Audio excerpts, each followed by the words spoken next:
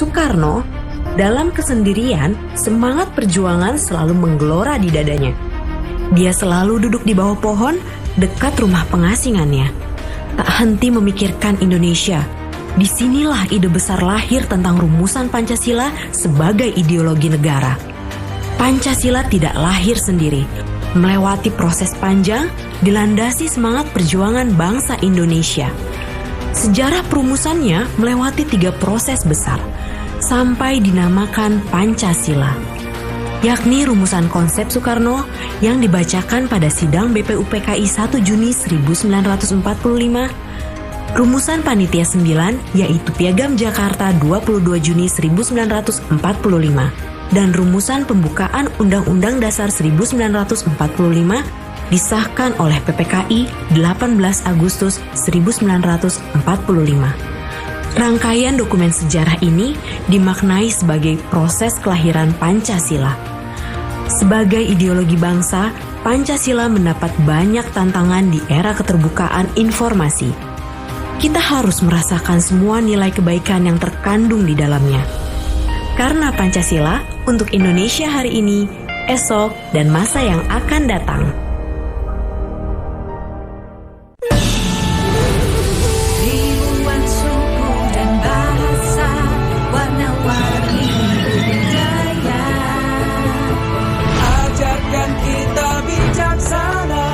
Menjaga Indonesia kaya. Ayo benar kita bersyukur, rakyat terus bersatu padu, pemerintah yang adil dan jujur, pimpin negaraku maju. Dari Aceh hingga Papua, kita semua bersaudara, bekerja dan berdoa, bangga dan bersahaja untuk Indonesia Raya. TVRI, media pemersatu bangsa.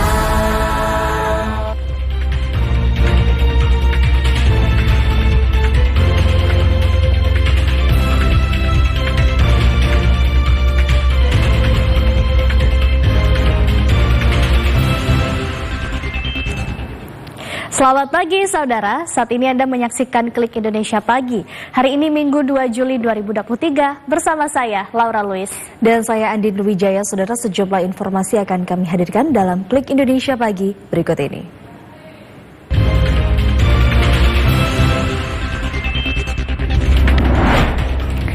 Panglima TNI menyatakan tidak ada batas waktu pembebasan pilot Susi Air.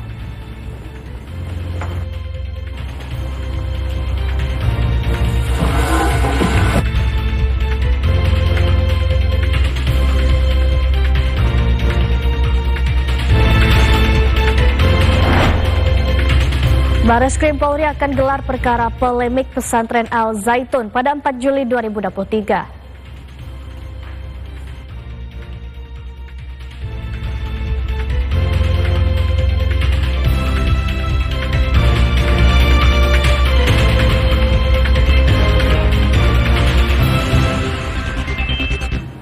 Kita awali Klik Indonesia Pagi, saudara. Juru bicara Tentara Pembebasan Nasional Papua Barat, Organisasi Papua Merdeka, TPNP-BOPM, menyatakan kelompoknya tidak akan menembak mati pilot Susi Air meskipun sempat mengancam akan menembaknya pada 1 Juli 2023.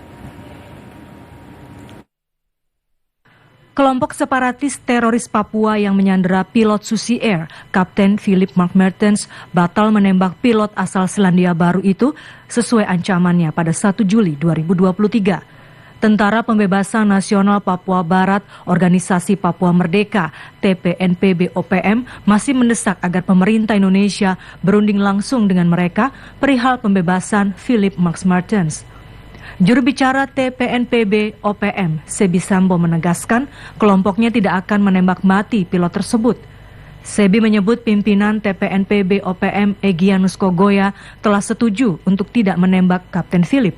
Namun pembebasan pilot itu hanya dilakukan dengan syarat pemerintah Indonesia setuju untuk duduk di meja negosiasi bersama TPNP-BOPM. Sebi menyatakan bahwa TPNPB OPM telah mempersiapkan tim negosiasi untuk berunding dengan Jakarta dalam pembebasan pilot. Sebi menyatakan pilot Susi Air ditahan sebagai teman, bukan musuh. Jaminan ini disampaikan sebagai bentuk keseriusan mereka untuk melakukan perundingan dengan pemerintah Indonesia dan pemerintah Selandia Baru. Pilot Susi Air disandera sejak kelompok TPNPB OPM membakar pesawat Susi Air di lapangan terbang Distrik Paro, Nduga, Papua Pegunungan pada 5 Februari 2023. 2 bulan lalu, pimpinan TPNPB OPM merilis video yang menyatakan akan menembak pilot itu jika pemerintah Indonesia tidak merespons syarat yang mereka ajukan.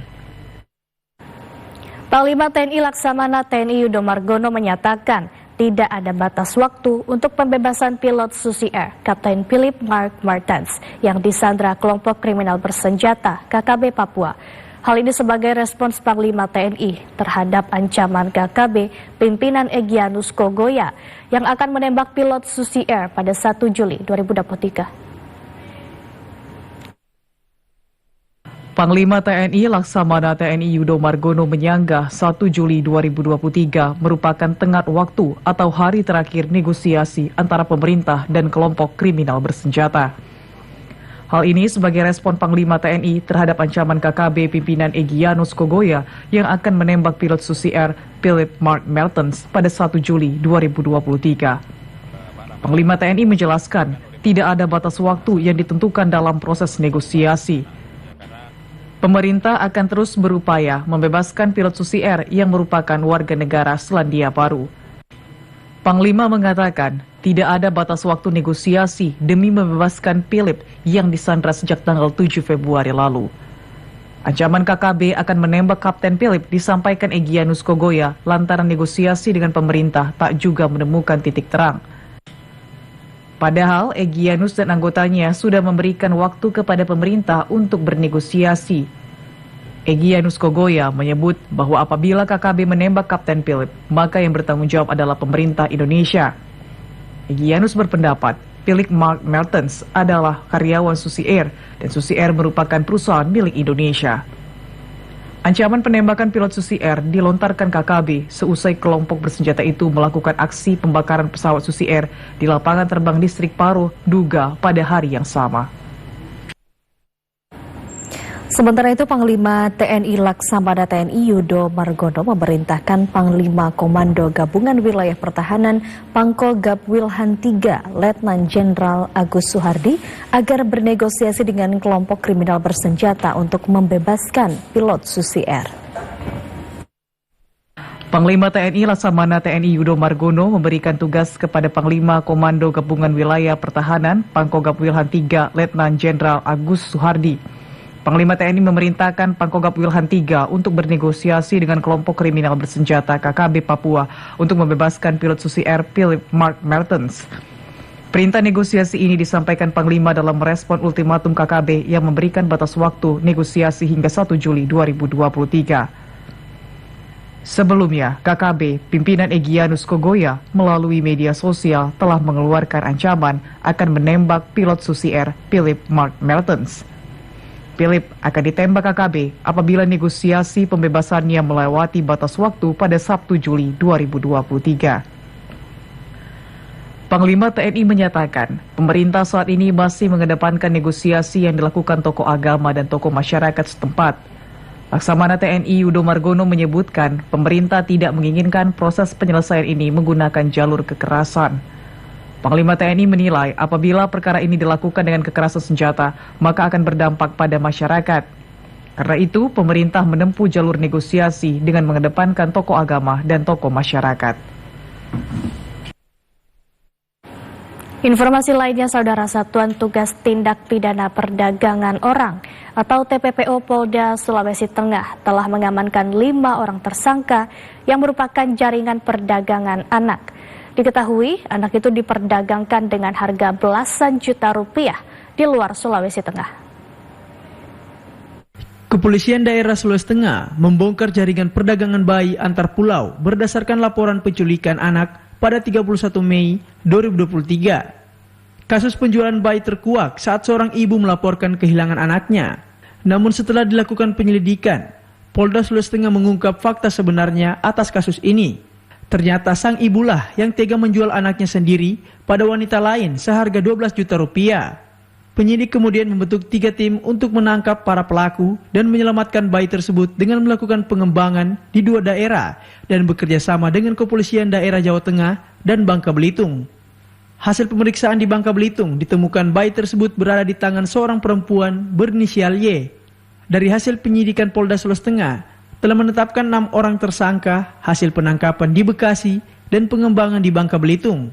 6 orang tersangka tersebut inisial M alias CM 41 tahun, KL alias L 35 tahun, YN 45 tahun, A alias Y 35 tahun, RS alias R 39 tahun, SS alias S 29 tahun, dan F masih dalam pencarian atau DPO.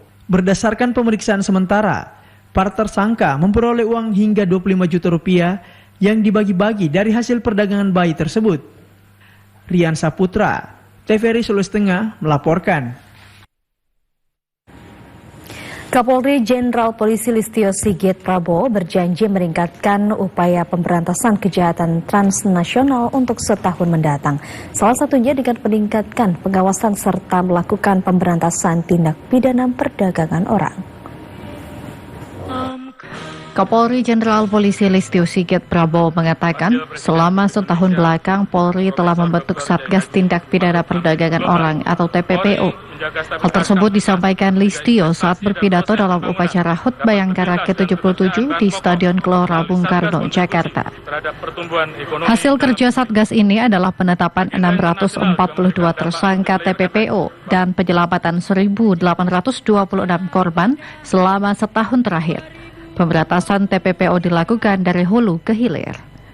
Polri akan membentuk direktorat baru yang khusus menangani kasus TPPO. Direktorat ini juga akan menangani perlindungan terhadap perempuan dan anak-anak di tingkat Polda. Terkait pemberantasan kejahatan transnasional, Polri telah melakukan koordinasi dengan pihak berwenang negara lain di tingkat ASEAN. Koordinasi ini tidak hanya terkait TPPO, melainkan juga menyangkut peredaran narkoba. Terhadap kejahatan transnasional, Polri melakukan pemberantasan dari hulu ke hilir, seperti membentuk Satgas TPPO untuk memberantas kejahatan perdagangan orang. Dengan hasil sampai dengan saat ini, 642 orang tersangka dan penyelamatan 1.826 korban, baik di dalam maupun di luar negeri. Kedepan Polri akan membentuk struktur Direktorat Perlindungan Perempuan dan Anak, serta pemberantasan perdagangan orang di tingkat Bareskrim Polda jajaran sesuai kebijakan Bapak Presiden Republik Indonesia. Pada HUT ke-77 Bayangkara yang diperingati setiap 1 Juli, Kapolri menyampaikan bahwa Polri terus berbenah diri demi mewujudkan Polri presisi dengan terus melakukan evaluasi dan menjaga sinergitas bersama TNI. Menyikapi pemberitaan adanya dugaan TPPO, tindak pidana perdagangan orang, di salah satu perguruan tinggi di Kota Payakumbuh, pihak Polda Sumatera Barat saat ini masih mendalami bersama Bareskrim untuk mengungkap kasus tersebut. Sebelumnya masyarakat digemparkan dengan informasi adanya dugaan TPPO, tindak pidana perdagangan orang di salah satu perguruan tinggi di Kota Payakumbuh. Menyikapi hal ini, Kapolda Sumatera Barat Irjen Pol Suaryono menegaskan bahwa pihaknya kini tengah berkoordinasi dengan Bareskrim yang mempublikasikan berita ini terlebih dahulu. Polda Sumatera Barat juga akan mendalami lagi kasus tersebut baik dari konteks ataupun keterlibatan pelaku. Ditegaskan Kapolda, untuk kasus TPPO kemungkinan adalah sindikat dan dipastikan ada otak pelaku serta ada keterlibatan pelaku lainnya. Untuk itu kini Polda Sumatera Barat fokus dalam mengungkap proses perekrutan, penampungan, pengiriman, dan pemulangan korban.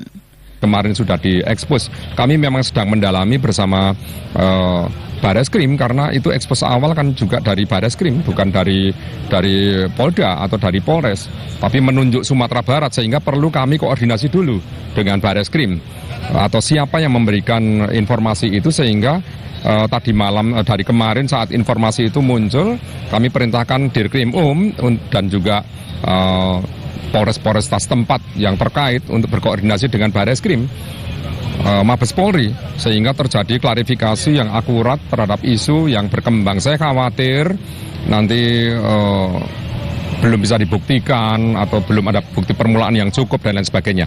Mohon waktu juga, nanti kalau ada perkembangannya pasti akan kami informasikan. Selain itu, Polda Sumatera Barat hingga kini mencatat telah terungkap di Sumatera Barat sekitar 43 korban TPPO, tindak pidana perdagangan orang yang berada di 11 TKP. Kurang lebih 10 polsek serta Polresta dan Polda Sumatera Barat tengah berupaya mengungkap dan melakukan pengembangan kasus tersebut. Novika Joni Sartika, TVRI Sumatera Barat. Dari Sumatera Selatan, saudara, polisi menggerebek tempat pengumpul kayu atau illegal logging di Musi Banyu Asin, di mana 2 pelaku diamankan beserta barang bukti tumpukan kayu olahan yang diambil dari kawasan hutan produksi Provinsi Jambi. Unit Reskrim Polres Bayung Lincir melakukan penggerebekan di tempat pengumpul kayu, tepatnya di Desa Muara Medak, Kecamatan Bayung Lincir, Kabupaten Musi Banyu Asin. Di lokasi petugas menangkap 2 pelaku illegal logging, yakni JM dan AA. Kedua pelaku mengeluarkan kayu-kayu yang sudah diolah dari dalam kawasan hutan produksi wilayah Jambi, lalu dikumpul di TKP. Kapolsek Bayung Lincir, AKP Bondan Trihutomo menjelaskan di lokasi, petugasnya juga mengamankan 6 kubik kayu olahan, 1 mesin gergaji, dan 1 perahu. Sementara tersangka lain yakni Nang sebagai penebang kayu dan F sebagai pemodal masih dalam pengejaran pihak kepolisian. Dari pengakuan pelaku tersebut bahwa mereka mengambil kayu di wilayah Muara Jambi, dan itu pun kita perkuat dari keterangan dari pengecekan lokasi lancak balak oleh anggota kita dan anggota kehutanan. Untuk sanksi hukuman pada pelaku dijerat disanksi hukuman lebih kurang 5-10 tahun. Kedua tersangka dikenakan Undang-Undang tentang Pencegahan dan Pemberantasan Kerusakan Hutan dan Undang-Undang tentang Cipta Kerja dengan ancaman hukuman 10 tahun penjara dan denda 100 miliar rupiah. Dari Musi Banyu Asin, Iwan Arianto, TVRI Sumatera Selatan melaporkan.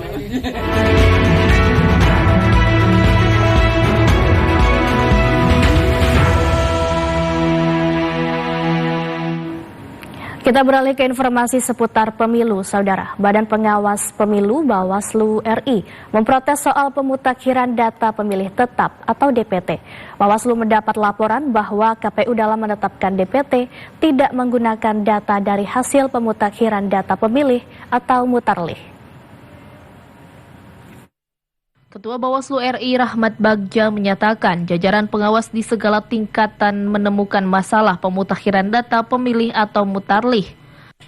Ketua Bawaslu menjelaskan DPT yang ditetapkan KPU Kabupaten Kota pada 22 Juni 2023 tidak memasukkan data dari mutarlih petugas di lapangan. Basis data pemilih tersebut hanya bersumber dari Sistem Informasi Daftar Pemilih atau SIDALI, sementara hasil mutarlih tidak diperbaharui.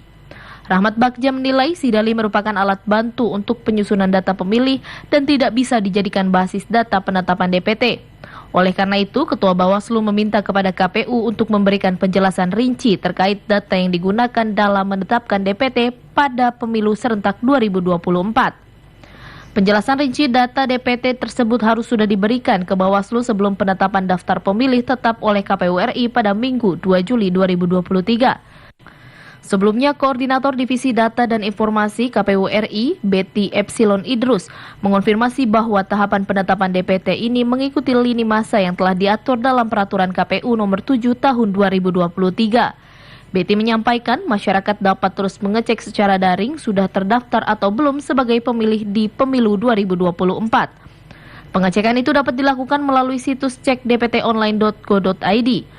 Melalui situs resmi tersebut, pemilih juga dapat memeriksa di TPS mana mereka terdaftar pada hari pemungutan suara 14 Februari 2024 nanti. Komisioner Komisi Pemilihan Umum atau KPU berbeda pendapat alias tidak satu suara menyikapi proses pindah daftar pemilih tetap atau DPT Pemilu 2024. Ketua KPU RI Hashim Asy'ari dan Ketua Divisi Data dan Informasi KPU Betty Epsilon Idrus berselisih paham mengenai proses pindah DPT Pemilu 2024. Terkait proses pindah DPT Pemilu 2024, Ketua KPU Hashim membolehkan proses pindah DPT melalui daring atau online. Sedangkan Betty Epsilon berpendapat proses pindah DPT hanya bisa dilakukan manual. Ketua Divisi Data dan Informasi KPU Betty menjelaskan, proses pindah DPT mengharuskan pemilih datang langsung ke panitia pemungutan suara, panitia pemilihan kecamatan, KPU Kabupaten Kota atau KPU daerah asal atau tujuan. Betty mengatakan pihaknya membatalkan mekanisme perpindahan secara daring karena kekhawatiran adanya data ganda. Pasalnya DPT yang telah ditetapkan oleh KPU tidak terbarui secara langsung seperti data Dukcapil milik Kementerian Dalam Negeri. Sementara itu, Ketua KPU RI Hashim Asy'ari membolehkan warga yang ingin pindah data pemilih melalui daring atau online. Hashim mengatakan masyarakat dapat melapor melalui laman cekdptonline.kpu.go.id dan terdapat menu lapor untuk pindah memilih atau tempat pemungutan suara. Selain itu, Hashim mengatakan KPU juga memfasilitasi masyarakat pindah memilih dengan mempersilakan masyarakat melapor kepada KPU Kabupaten Kota asal sesuai dengan alamat di kartu tanda penduduk atau KTP. Bahkan KPU juga telah berkoordinasi dengan para pihak terkait untuk memudahkan masyarakat melakukan pindah memilih. Kapolri Jenderal Polisi Listio Sigit Prabowo meminta seluruh masyarakat Indonesia ikut membantu mewujudkan pelaksanaan pemilu 2024 dengan aman dan damai. Harapan tersebut sejalan dengan tema perayaan Hari Bayangkara tahun ini. Kapolri Jenderal Polisi Listio Sigit Prabowo mengajak seluruh masyarakat Indonesia untuk dapat ikut serta membantu mewujudkan pelaksanaan pemilu 2024 secara aman dan damai. Kapolri mengatakan hal itu sejalan dengan tema perayaan HUT Bayangkara ke-77, yakni Polri Presisi untuk Negeri dan Pemilu Damai menuju Indonesia Maju. Tema tersebut menunjukkan Polri Presisi mendukung peningkatan produktivitas, agenda nasional serta internasional untuk mewujudkan transformasi ekonomi yang inklusif dan berkelanjutan. Kapolri Listio Sigit mengungkapkan meski ada perbedaan dalam pilihan, siapapun yang nantinya terpilih sebagai presiden, seluruh masyarakat harus tetap menjaga keamanan dan ketertiban. Stadion utama Gelora Bung Karno sengaja dipilih tujuannya untuk mendekatkan Polri kepada masyarakat. Kabagpenum Humas Polri Kombes Pol Nurul Azizah mengatakan peringatan ulang tahun Bayangkara dihiasi dengan festival pasar rakyat, pameran alat material khusus Ahmad Sus Polri, hingga booth perpanjangan SIM dan SKCK keliling.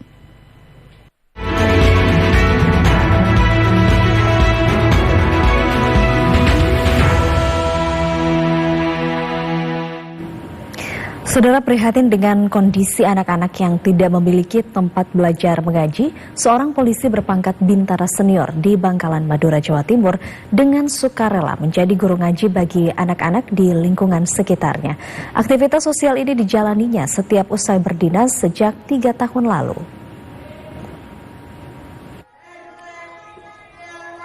Inilah sosok polisi bernama Aibtu Amirullah, anggota Polres Bangkalan, Madura, Provinsi Jawa Timur, yang juga dikenal sebagai seorang ustadz dan guru ngaji para anak-anak di sebuah taman pendidikan Al-Quran di Desa Mertajesah, Bangkalan. Setiap sore menjelang maghrib, ia menjalani aktivitas sosialnya, yakni menjadi guru ngaji di Miftahul Qur'ani yang ia kelola bersama 2 remaja di lingkungannya. Kegiatan sosial keagamaan tersebut biasanya dimulai dengan membaca sholawat bersama, lalu dilanjutkan dengan sholat maghrib berjamaah. Barulah setelah itu, aktivitas mengajar mengaji bagi anak-anak dimulai, hingga selesai saat tiba waktu sholat isya. Aibtu Amirullah mengatakan taman mengaji untuk anak-anak itu bermula 3 tahun lalu saat ia baru membeli tempat tersebut. Saat itu ia melihat banyak anak-anak kampung bermain, tapi tidak memiliki tempat untuk belajar mengaji. Awalnya saya mempunyai tempat, pada saat main ke sana ternyata banyak anak yang belum mengaji.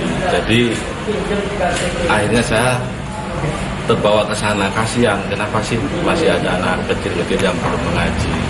Akhirnya saya rembukan dengan keluarga, ternyata keluarga mengizinkan, akhirnya mendirikan di situ yayasan. yang sampai saat ini hampir 3 tahun untuk anak mengaji masih aktif di sana.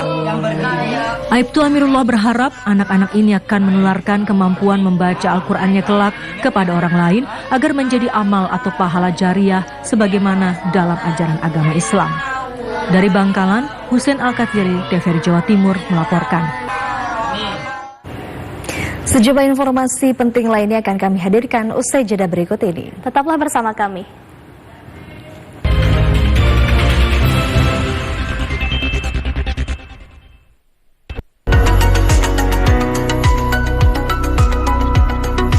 Membahas seragam topik menarik tentang dunia kesehatan bersama Dr. Lula Kamal, Dr. Dika, dan bintang tamu kompeten. Untuk menunjang kesehatan janin dalam kandungan. Kan bahwa denyut nadinya malah lebih turun. Kalau usia kehamilan ibunya lebih tinggi. Halo dokter, Senin sampai Jumat, pukul 9.30 waktu Indonesia Barat. Dokter, kematian itu asli.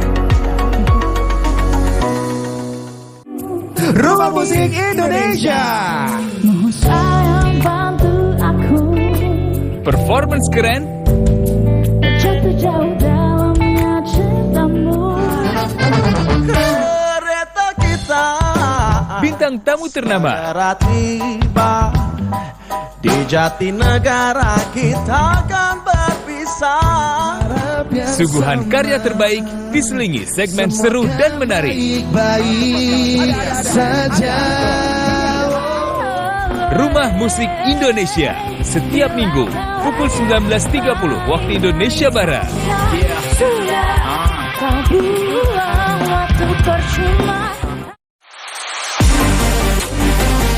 Badminton lovers, tenis mania, penggemar olahraga tenis meja dan voli. Jangan lewatkan program olahraga 30 menit yang menghadirkan cuplikan pertandingan serta serba-serbi olahraga kesayangan Anda. Netting, tayang di kanal TVRI Nasional dan TVRI Sport.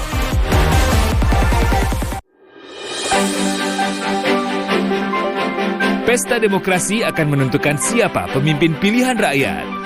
Bagaimana dan siapa pilihan Anda? Saksikan Pilihan Rakyat, Senin hingga Jumat pukul 16 waktu Indonesia Barat. Hanya di TVRI.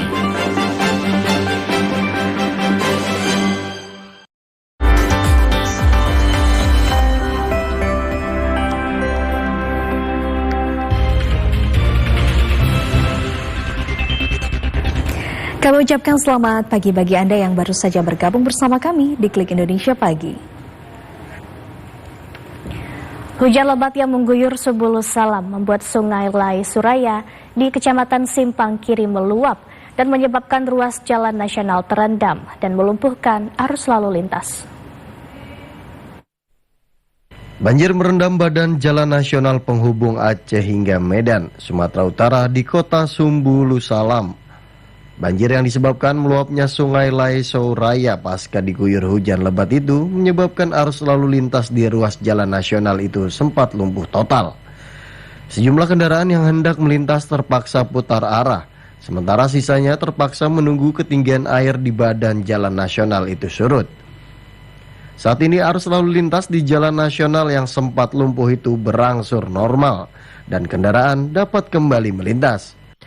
Sementara itu, air luapan Lai Suraya juga mulai meluap ke pemukiman warga di Desa Jabi-Jabi, Kecamatan Sultan Daulatan, Kota Subulus Salam.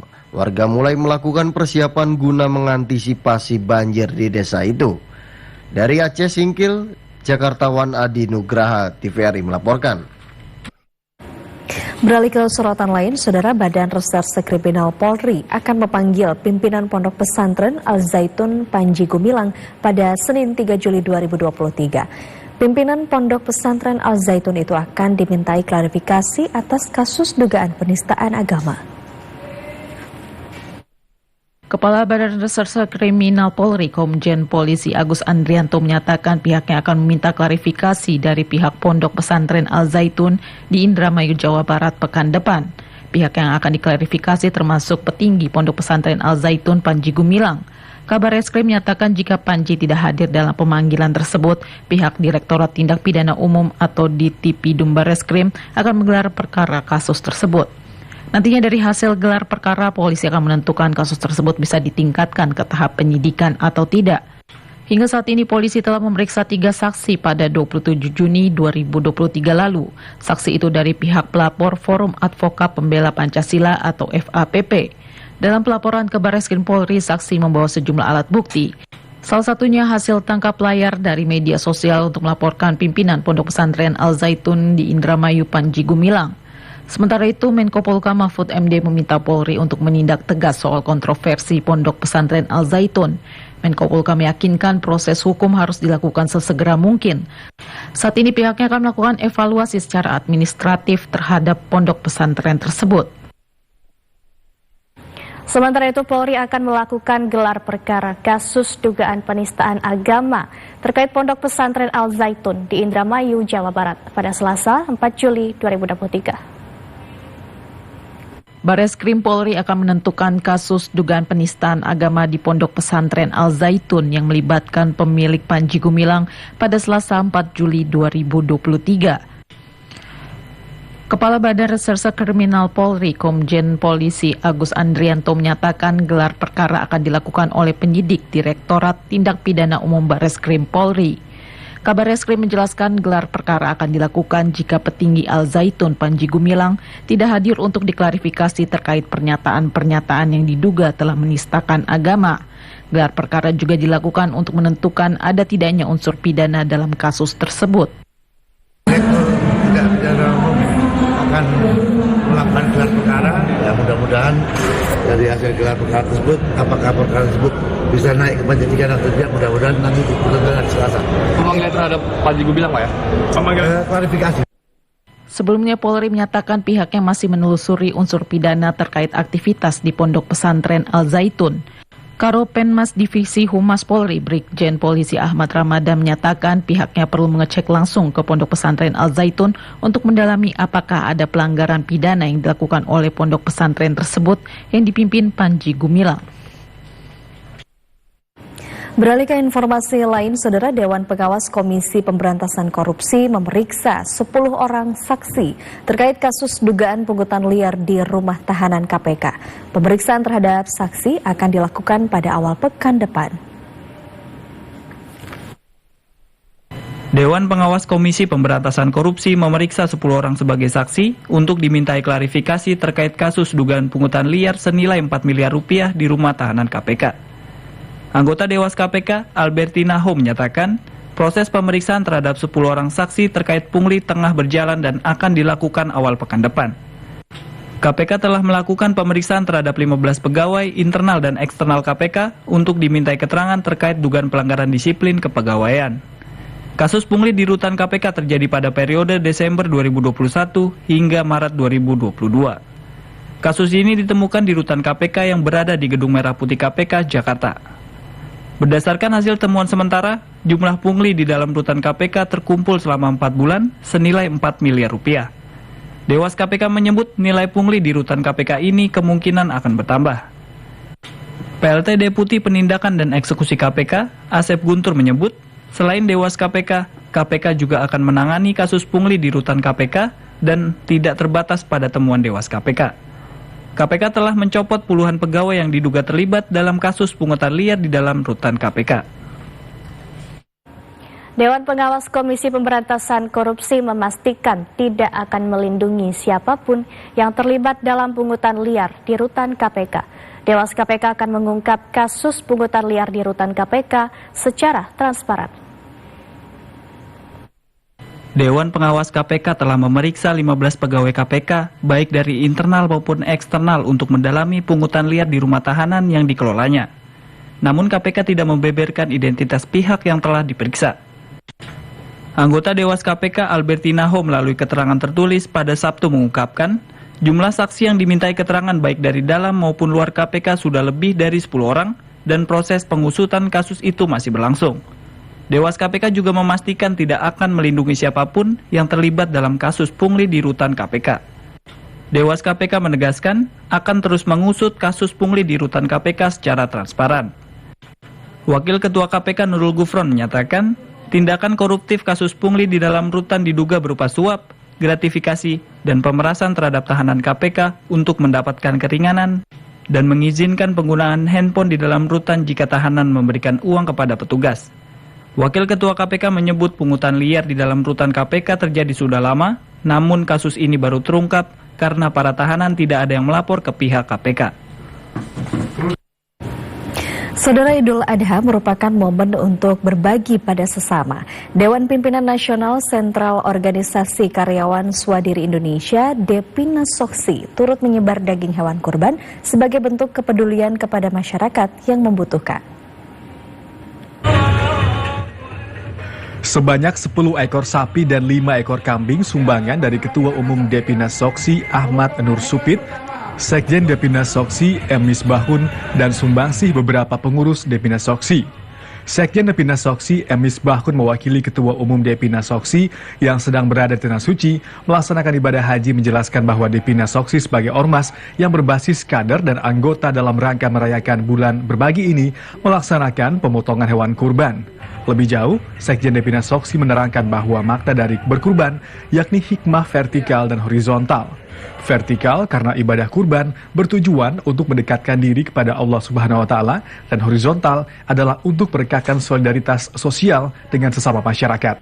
Kurban ini adalah kegiatan dari Depinasoksi yang di Ketua Umum kita yaitu Bapak Haji Ahmad Nur Supit dengan PLH Bapak Freddy Latumahina. Ini dalam rangka memperingati Idul Kurban 1444 Hijriah. Ini adalah bentuk kepedulian Depinasoksi kepada masyarakat sekitar dan juga untuk menjadi bagian dari kegiatan besar kemasyarakatan yang harus rajin kita peringati. Ini rutin dilaksanakan oleh Depinas. Sekjen Depinasoksi menjelaskan dengan menyembelih hewan kurban, dagingnya dapat dinikmati oleh orang-orang yang membutuhkan, sehingga melalui momentum Idul Adha inilah akan terbentuk solidaritas dan kesetiakawanan sosial. Jumlah paket daging kurban yang didistribusikan sebanyak 2.000 lebih paket yang didistribusikan kepada masyarakat sekitar sekretariat, kader, maupun pengurus Depinasoksi. Jemaah Haji Indonesia sudah mulai meninggalkan Mina untuk kembali ke hotelnya di Mekah usai mabit atau berbalap dan melempar jumrah. Selanjutnya jemaah haji gelombang pertama bersiap-siap untuk kembali ke tanah air.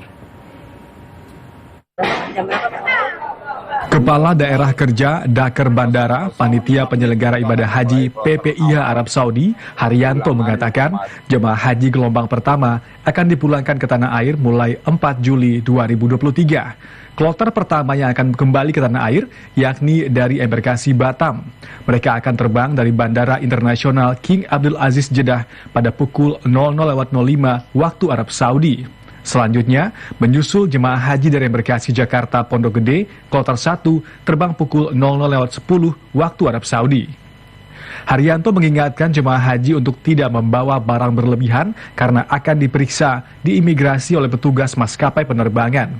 Haryanto menambahkan, jemaah haji hanya boleh membawa koper bagasi dengan berat maksimal 32 kg, koper kabin maksimal 7 kg, dan tas paspor. Dilarang membawa benda cair di dalam koper bagasi termasuk air zam-zam. Kami menyampaikan kepada seluruh jemaah haji mentaati barang bawaan yang dibawa, sehingga pada saat dilakukan sweeping oleh petugas penerbangan yang dibantu oleh PPIH Bandara tidak merepotkan kita semua. Soalnya ketika nanti barang bawaan lebih dari ketentuan yang berlaku, maka sweeping akan ditinggal barang-barang itu, sehingga barang-barang itu akan menjadi barang tercecer, barter, sehingga mubazir kalau menurut saya.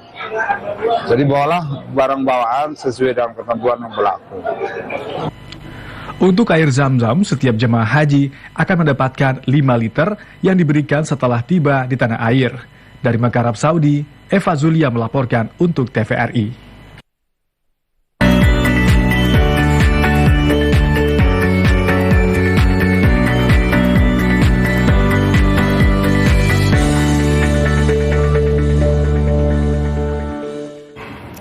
Prancis Prancis diguncang kerusuhan hingga hari ini pasca penembakan remaja oleh polisi. Sementara itu, militer Rusia memukul mundur serangan Ukraina dari berbagai arah. Informasi tersebut dan sejumlah informasi mancanegara lainnya kami kemas dalam Kilas Internasional yang telah disunting oleh tim redaksi. Нанесено поражение подразделениям вооруженных сил Украины в районах населенных пунктов. Militer Rusia memukul mundur serangan Ukraina dari berbagai arah. Kementerian Pertahanan Rusia menyatakan pasukan Rusia memukul mundur 9 serangan Ukraina, termasuk di Donetsk, Krasny Liman, Donetsk Selatan, dan Kupiansk. Pasukan Rusia juga melancarkan serangan terhadap pasukan dan peralatan militer Ukraina. Angkatan Udara Rusia mencegat proyektil HIMARS dan menembak jatuh kendaraan udara tak berawak yang diluncurkan oleh pasukan Ukraina. Sementara itu, staf umum Angkatan Bersenjata Ukraina menyatakan pasukan Rusia terus memfokuskan operasinya di Krasny Liman, Bakhmut, dan Marinka. Panglima militer Ukraina mengungkapkan serangan balik Ukraina terhadap pasukan Rusia berjalan lambat karena kurangnya daya tembak yang memadai dari jet tempur modern hingga amunisi artileri. Perwira tinggi militer Amerika Serikat Jenderal Mark Milley mengaku tidak terkejut serangan balik Ukraina lebih lambat dari yang diperkirakan.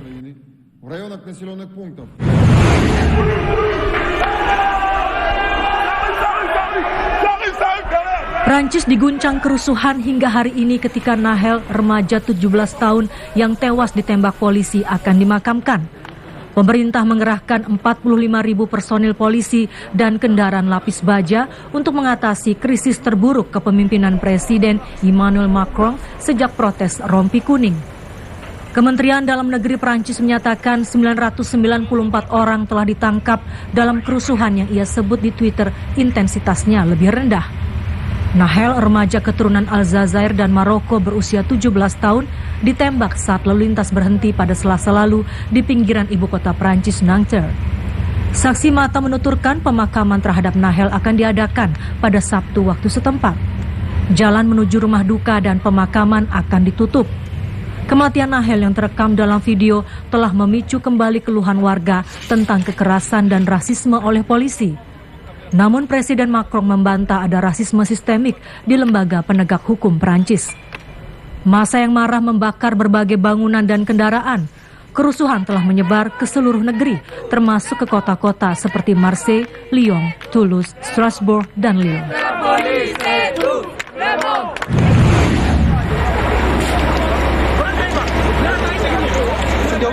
Sedikitnya 49 orang tewas dan puluhan lainnya luka-luka akibat kecelakaan beruntun di jalan raya di Londiani, Kenya Barat pada Jumat malam waktu setempat. Kecelakaan mematikan itu terjadi ketika truk yang membawa kontainer keluar dari jalan dan menabrak beberapa kendaraan. Tim penyelamat terus melakukan pencarian korban di antara bangkai kendaraan. Palang Merah Kenya menyatakan truk itu menabrak lebih dari 6 kendaraan dan menabrak pejalan kaki.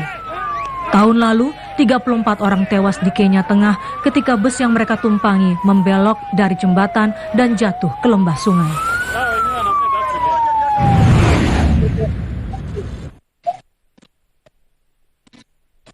Sedikitnya 25 orang tewas setelah bus yang membawa rombongan pesta pernikahan terbakar di Buldana, negara bagian Maharashtra, India Barat hari ini.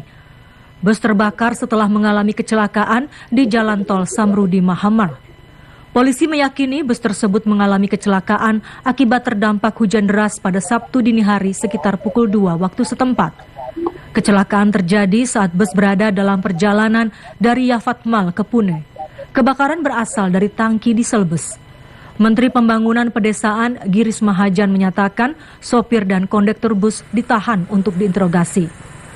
Mahajan mengungkapkan jenazah telah hangus hingga tidak dapat dikenali dan tim forensik sedang dalam perjalanan untuk membantu identifikasi.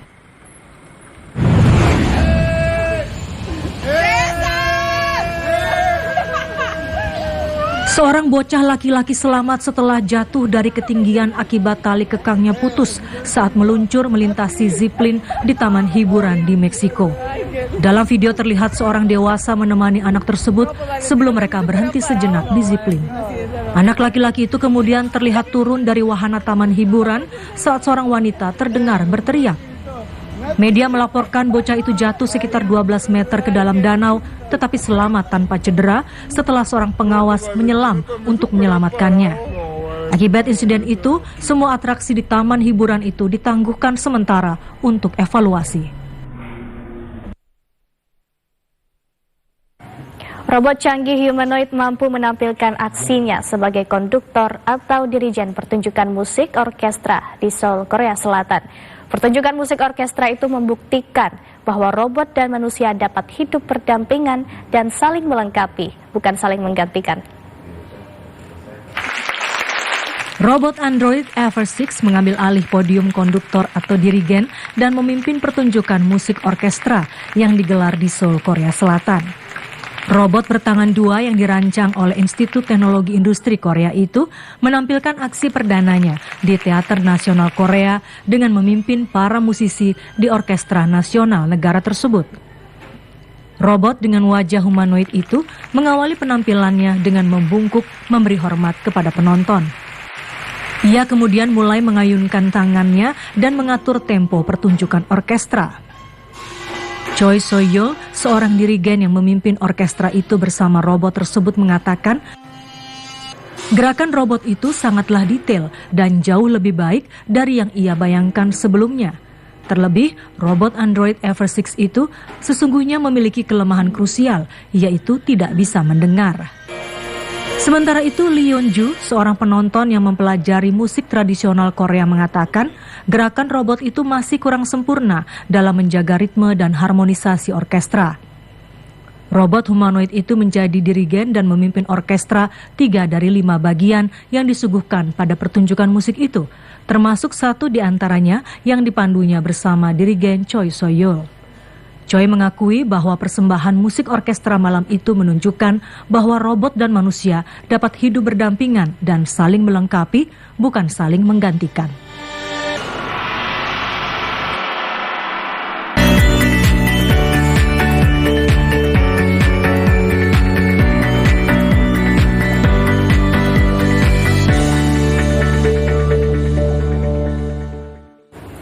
Klik Indonesia Pagi masih akan kembali usai jeda berikut ini. Tetaplah bersama kami.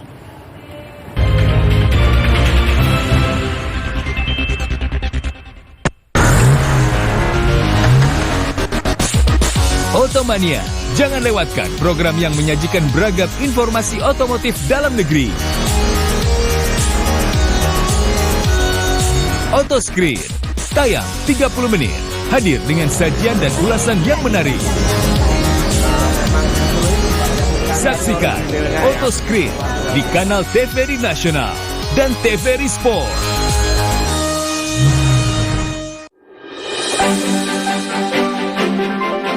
Pesta demokrasi akan menentukan siapa pemimpin pilihan rakyat. Bagaimana dan siapa pilihan Anda? Saksikan Pilihan Rakyat, Senin hingga Jumat pukul 16 waktu Indonesia Barat. Hanya di TVRI. Rumah Musik Indonesia. Performance keren,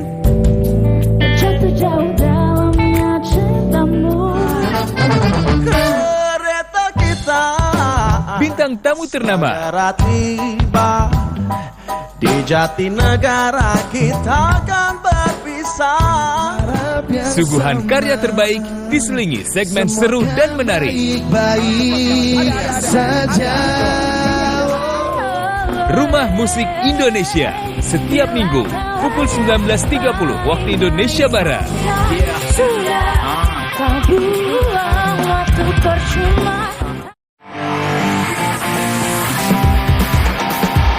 Anda pecinta olahraga? Perbaharui informasi Anda dengan menyaksikan Monitor Olahraga. Tayang 30 menit. Just switching it right at the last minute there. Certainly knows how to turn it on. And then you've got someone in. Di TVRI Nasional dan kanal digital TVRI Sport.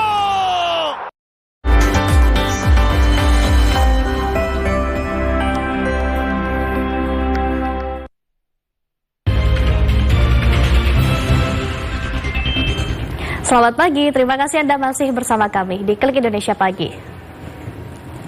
Kita lanjutkan ke informasi berikutnya. Saudara, cuti bersama dan liburan sekolah dimanfaatkan masyarakat untuk berlibur bersama keluarga. Salah satu destinasi favorit adalah kampung turis di Kabupaten Pangandaran, Jawa Barat. Ribuan wisatawan silih berganti berdatangan ke kampung turis Blok Area Pamugaran, Pangandaran, Jawa Barat pada momen cuti bersama dan libur anak sekolah. Kedatangan para wisatawan tersebut tiada lain menyerbu kuliner yang disuguhkan oleh para pengelola resto di kampung turis.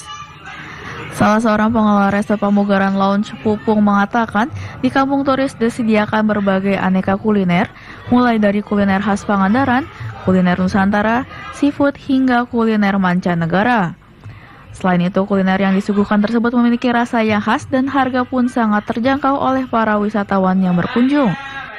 Oke, yang kita sediakan untuk kuliner sendiri di kampung turis ya, termasuk di restoran saya ini di Pamugaran Long, yang paling utama itu kita tawarkan itu sebagai salah satu unggulan utama yang ada di Pangandaran itu, kita ada menu tradisional yang namanya pindang gunung. Sementara itu, momentum libur panjang, wisatawan dari berbagai daerah pun berdatangan, termasuk para wisatawan dari luar Pulau Jawa. Selain itu, saat menikmati kuliner, para pengunjung di kampung turis dihibur oleh alunan musik yang disediakan oleh masing-masing pengelola resto. Dari Pangandaran, Entang Saiful Rahman melaporkan. 25.000 tiket kejuaraan motocross Grand Prix 2023 di sirkuit Selaparang, Lombok, Nusa Tenggara Barat telah terjual pada hari pertama. Penyelenggara menargetkan penjualan tiket motocross Grand Prix Lombok, Nusa Tenggara Barat sebanyak 50.000 tiket.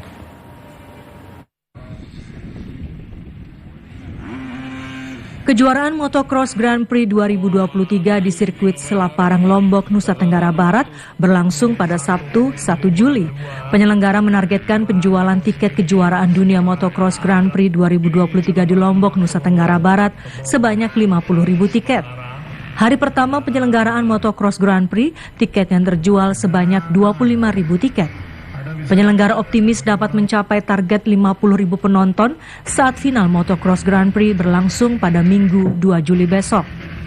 Panitia lomba Baik Yulia menyatakan sistem penjualan tiket motocross Grand Prix 2023 di Lombok sama seperti saat kejuaraan di motocross Grand Prix Samota dengan melakukan penjualan kepada pelajar dan memberikan potongan harga yaitu Rp25.000 untuk menonton balapan selama 2 hari. Festival dan tribun yang offline dan gabungan offline dan online. Iya, sampai sekarang masih dibuka ya? Masih dibuka. Terus habis itu juga sampai hari ini masih bisa melakukan pembelian tiket itu di kantor Karsten di samping Jalan Majapahit Center dan samping Naukom. Masih ada untuk pelajar? Masih ada juga untuk pelajar. Jadi bisa langsung ke menuju tiket offline yang tersedia. Penjualan tiket masih berjalan dan penukaran tiket dapat dilakukan secara manual di kantor panitia atau gerai penjualan tiket offline lainnya. Sirajudin, TVRI Nusa Tenggara Barat melaporkan.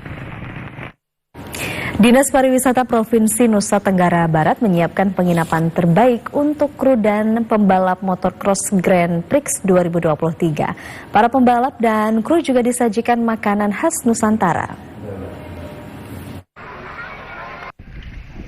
Dinas Pariwisata Provinsi Nusa Tenggara Barat menyiapkan penginapan untuk kru dan pebalap untuk beristirahat sebelum menjalani balapan di sirkuit MXGP Selarapang, Lombok, Nusa Tenggara Barat. Kepala Dinas Pariwisata NTB Jamaluddin Meladi menyatakan Dinas Pariwisata telah menyiapkan 3 hotel. 2 hotel berada di Mataram, sementara 1 hotel di Senggigi, Lombok Barat, Nusa Tenggara Barat. Hotel yang dipilih merupakan tempat terbaik untuk kru dan pembalap motocross Grand Prix. Selain itu, para pembalap MXGP sangat menikmati sajian kuliner dan keindahan panorama alam di sejumlah wisata yang berada di Lombok. Kejuaraan motocross Grand Prix 2023 diharapkan dapat memberikan dampak yang signifikan dalam sektor pariwisata di Nusa Tenggara Barat. 3 hotel kalau yang di Selaparang, 1 di Kota Mataram, ada 2 hotel yaitu di Prempak. Ya, di situ ada pembalap dan kru. Ada di Lombok Astoria, itu pembalap dan kru di situ yang paling banyak. Ya, di situ paling banyak. Terus ada di Senggigi, di Holiday Resort. Para pembalap MXGP juga berwisata dengan berkeliling di beberapa lokasi yang berada di wilayah Lombok, Nusa Tenggara Barat. Sirajuddin, TVRI Nusa Tenggara Barat melaporkan. Saudara, informasi tadi sekaligus menutup perjumpaan kita di Klik Indonesia Pagi kali ini. Akhirnya saya Andin Wijaya dan saya Laura Luis mewakili segenap kru yang bertugas mengucapkan terima kasih atas kebersamaan dan perhatian Anda. Selamat pagi dan sampai jumpa.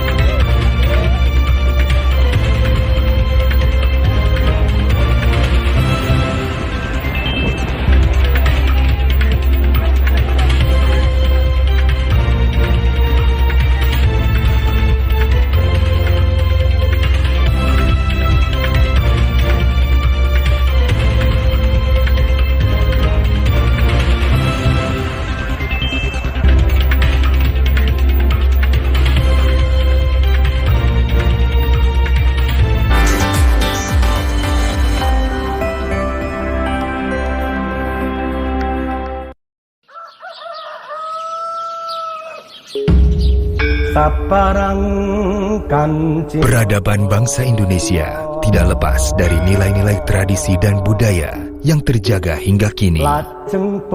Keris, puncak karya budaya seni metalurgi, mulanya diciptakan sebagai senjata tradisional milik Nusantara.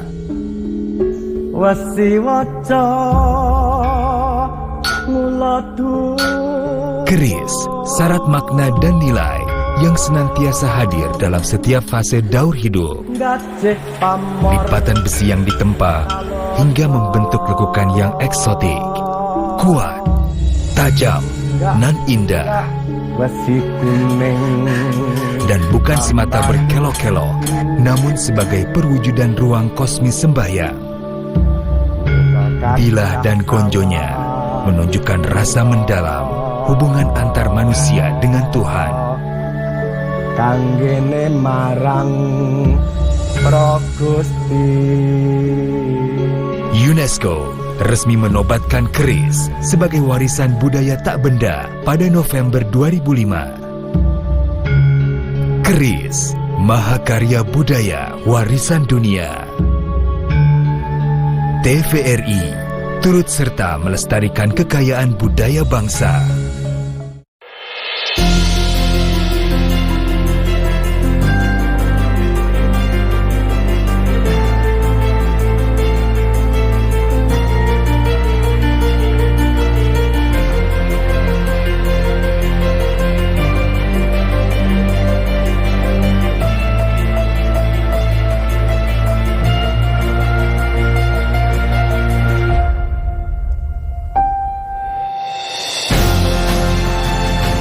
Putih memberi warna, membuatnya menjadi selembar kain, mengagumkan dengan goresan mahakarya.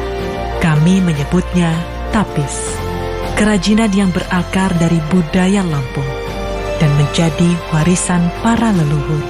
Dari kesungguhan hati melestarikan aset bangsa, sempurna menjadi setiap karya. Aku bangga buatan Indonesia.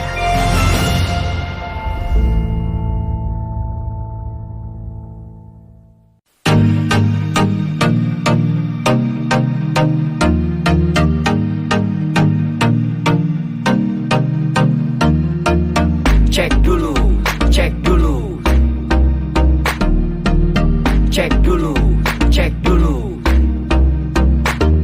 Yo, kini saatnya kita harus tambah pintar. Jangan jadi orang yang mudah sebar-sebar, karena belum tentu itu berita benar. Kalau nggak ngerti, ayo belajar. Mulailah curiga jika sudah suruh-suruh. Sebarkanlah, hey, tunggu dulu. Periksalah kalimat, kok banyak tanda seru.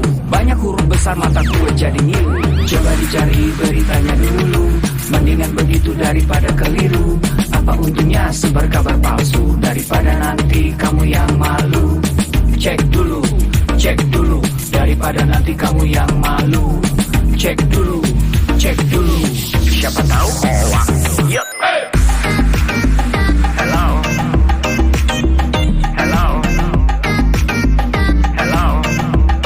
siapa tahu hoax. Yup.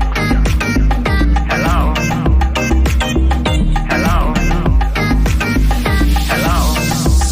siapa tahu hoax. Hoax itu konten yang negatif, tujuannya itu ya provokatif, paling cocok buat orang yang sensitif. Kalau ke gue ya gak efektif, tapi semua suka yang positif. Misalnya video yang inspiratif, meme yang lucu, itu juga sih positif, kreatif dan produktif. Coba dicari beritanya dulu, mendingan begitu.